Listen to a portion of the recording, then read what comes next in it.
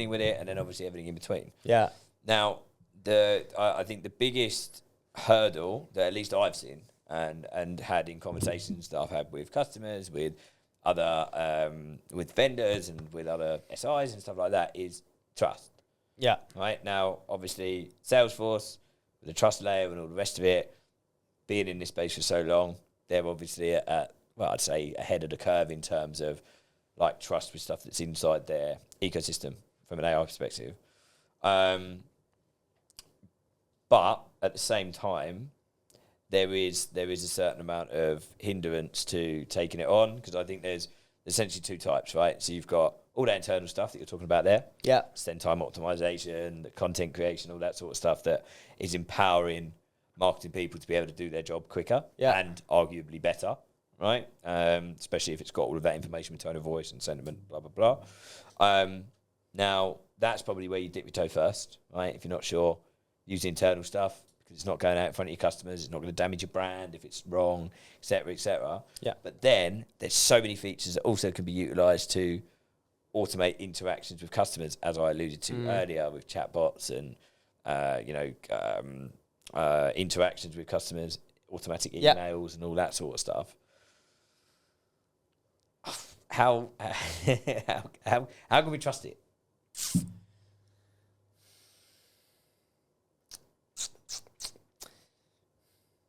So the features in Marketing Cloud, it still gives you that level of control. Okay. Right. So you're not completely letting it go rogue on your brand. I think where we've got the trust concerns from our customers is what are these learning models learning? Are we giving the world access to all of our customer data? Are we giving Salesforce access to our customer data?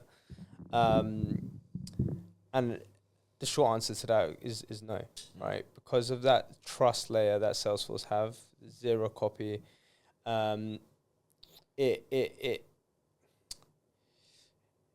does, the learning model doesn't learn from any of your customer data.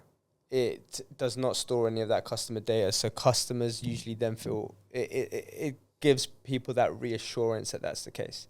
Where we've got the where we've got that piece of functionality where it's not storing any of that data, that usually comforts a lot of our customers, because it's when a customer is giving you their data, they're giving you that with a degree of trust that you're safeguarding their data. And an NDA.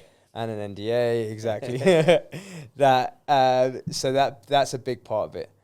So the whole zero copy piece in Salesforce in Einstein, and so on that piece I mentioned earlier on how it learns from your brand. Yeah. So that's using prompts that you give it. So i.e. you're saying our brand is XYZ, but your customer data is safe. It's not taking anything from your customer data and storing that in Salesforce.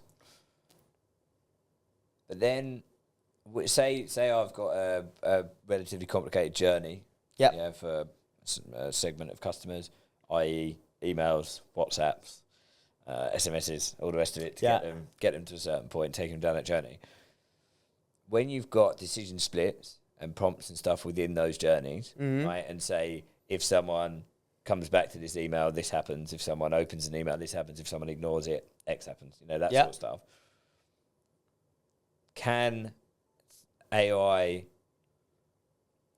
So email sent, right? Yeah. Customer sees it, replies back to it. I'm very interested in this, da-da-da-da-da. That reply that then comes back to an interaction from a customer, can that be done by AI and not just from a template depending on their decision?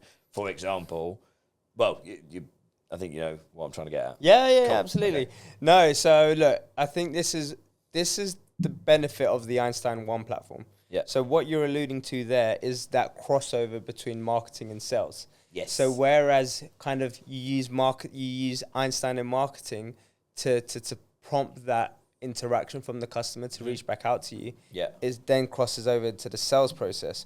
Right, we've got that message back. I.e., you've reached out to a customer, to a list of customers about a blue t-shirt. And someone's come back and said, I really like that blue t-shirt, but I'm not sure if it's going to look good on my body type, or exactly. I don't know if I'd be a small or a medium. So that could then trigger it saying, oh, we'll send them a size chart or whatever it might be. Exactly. And that's the thing with this Einstein 1 platform, how it sits across the entire stack, how then, you receive that response that comes back into Salesforce Sales Cloud, and then you can either have that one-to-one interaction via email, you can pick up the phone, you can chatbots on the website. It's across the entire Salesforce stack, which is awesome.